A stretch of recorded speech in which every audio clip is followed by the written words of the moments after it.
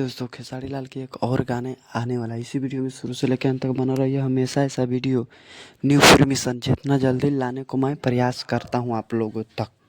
खेसारी लाल के एक गाना का पोस्टर आया जिस गाना के नाम है होली परत चार के बा। होली परत चार के बा ये गाना तो भोजपुरी इंडस्ट्री में तहलका और बवाल मचा के रख देते हैं।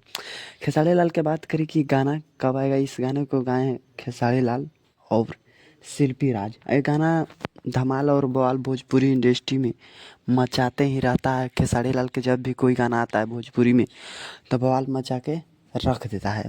लेकिन खेसारी लाल के एक और गाना आने वाला है जिस गाना का नाम है होली परत चार के बा। होली परत चार के बा ये गाना भोजपुरी इंडस्ट्री में तहलका और बवाल मचा के रख देता है।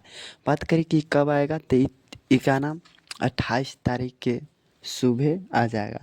और आप लोग धमाल और बवाल भोजपुरी इंडस्ट्री में मचाते रहिए। हम हमेशा ऐसा वीडियो न्यू फॉर्मेशन जितना जल्दी लाने को मैं प्रयास करता हूं आप लोगों तक। पूरा वीडियो देखने के लिए आप लोगों को धन्यवाद।